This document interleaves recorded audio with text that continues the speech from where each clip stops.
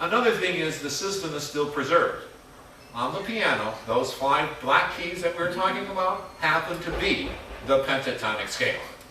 So if all you did was sit down and play the black keys on the piano, you'd have 1,500 years worth of scale there that have been around since 500 years before Christ till 1,000 years after Christ, and almost every tune that you could find that these old monks or nuns did in some monastery back in the whatever, use that scale. Okay? So that's the first scale you want to learn. Then what you're going to do is move to the 7-note scale and learn the major scale. Then the next thing is to learn what's called the natural minor scale, which is also a 7-note scale. And then after that, your ear will be sophisticated enough to start hearing 8-note scales, 9-note scales, 11-note scales, 12-note scales. Eventually you'll hear all 12 tones, which we call the chromatic scale. And when you get to the point where your ear can hear that chromatic scale and track it around, you basically can, with your ear, hear anything in the Western tradition and write it down. Okay? And you are capable of reading or writing any of the stuff that any of our forebears have done. So Mozart, Chopin, Brahms, all these people that you thought were out of your reach, they're not that far away. Okay? They're not that far away. Okay? So now let's see how to use this. The first thing is the note 1, or do, is movable. It doesn't necessarily stay in the same place. It can be moved around. And one of the things that we can do to help control this is it turns out that if we look at the staff, look at that upside down. Well, it's pretty straight. Never done that before. If we take this and say there's a pattern, it turns out, if I said that this line right here was the number 1, then this space here would be the number 2, this next line above would be the number 3, the space above that would be the number 4. Am I writing these correctly? Yes. Because they look backwards to me. You're fine. Okay. Then this line here would be 5, is that right? Then Perfect. 6, Nice. 7, and then we're right back to 1. But this time 1 is not on the line anymore. Now 1 is on this space up here. And the reason is because there's 7 notes. So that's an odd number. So the system's going to switch. And now what happens is 1 will be on a space, and then we'll have 2 here on this line, and 3 on the space above that, etc., etc. And if I want to extend this, I can add what's called ledger lines. So that would be the number 4. And if I put a ledger line here, this would be the number 5. And if I added 2 ledger lines above the staff, then we go to 6, right? And then 7, etc. Finally, another high 1. So you see how that's working? So every line in every space is just going up and down a set of stairs. All right, simple enough. And we have some reference point 1 where this all starts on. Now this thing can move. That's a tricky little devil. It doesn't necessarily have to be on that line. It can be on any line or any space. Silly putty Play-Doh. Exactly. In other words, the do, or the 1, is movable. And when we move it, we're moving it into different keys. So if I say I'm starting on C on the piano, I'm in the key of C, and then I will start on that note C and sing. 1, 2, 3, 4, 5, 6, 7, 1, 7, 6, 5, 4, 3, 2, 1. Oneness. Or 1, 2, 3, 5, 6, 1, 6, 5, 3, 2, 1. I'll sing the pentatonic scale. Okay? Now I could also do this, in a different reference point.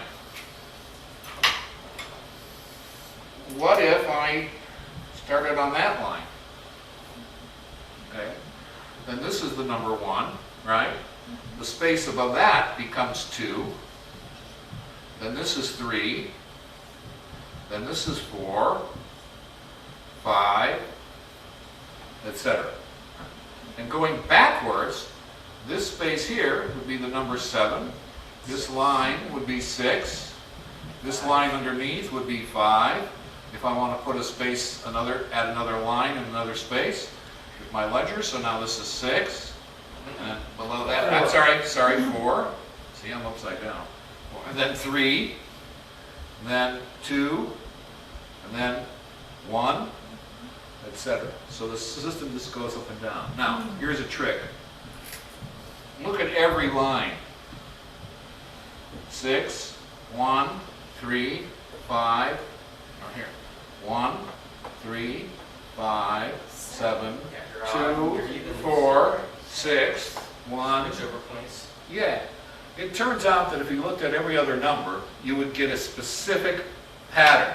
And the specific pattern, which I think of as a kind of a telephone dial, is like this.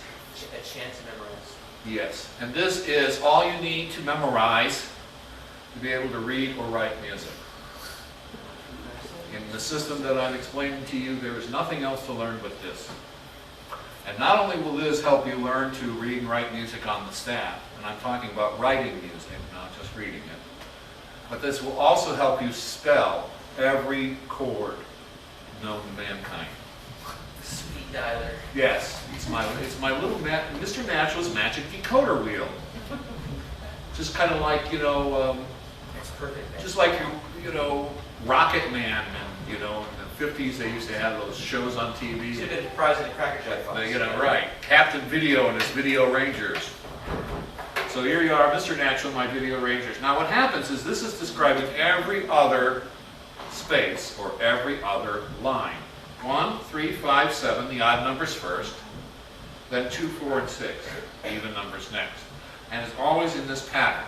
If I rotate it backwards, it'd be 1, 6, 4, 2, 7, 5, 3, 1, 6, 4, 2, 7, 5, 3, 1, 6, 4, 2, 7, 5, 3, and that is what you have to practice. Practicing it forward, you don't have to practice because, as I've already told you, your mind can divide things into odd numbers and even numbers. There's an even number of odd numbers here. There happens to be an odd number of even numbers, which is yin-yang. And what happens is this yin-yang theme, because of the number 7, keeps happening over and over and over and over and over and over and over and over in music. It also creates stereotypes. Odd numbers like to hang out together when they create chords, and even numbers like to hang out together when they create chords. So you get things like a 1 chord, which is spelled 1, 3, and 5, with odd numbers. Or you get a 2 chord that's spelled 2, 4, and 6, with even numbers. So odd numbers and even numbers tend to like to hang out with each other. Okay? And that's another way we can judge the quality of a chord. Okay, so far, so good. Nothing too mysterious here. Okay, now if you'll notice something, if I look at the lines, 1, 3, 5, 7, 2, 4, 6, 1, 1, 3, 5, 7, 2, 4, 6, 1, I get that pattern. If I look at the spaces, what have I got? 2, 4, 6, 1, 3, 5, 7, same pattern. Just starting with the even pattern, 2, 4, 6, 1, 3, 5, 7, and in the other case we're starting with the odd pattern, 1, 3, 5, 7, 2, 4, 6. There is a direction though. So there is a hint. It turns out that this pattern will spell every line or number every space anywhere in music, on any staff, with any clef, in any key, anywhere, The world over. anytime, worldwide. Correct. Correct. In other words, it's a universal number code for music. And this is what, when you study music by number or by interval, these are the little things that you start, the patterns you start to see that you normally would, these are the code cracker, okay? Now this is going to lead to very sophisticated understanding of music in a very short period of time. Watch. I promise you, I won't be boring you too much longer with this. Well, yes I will. But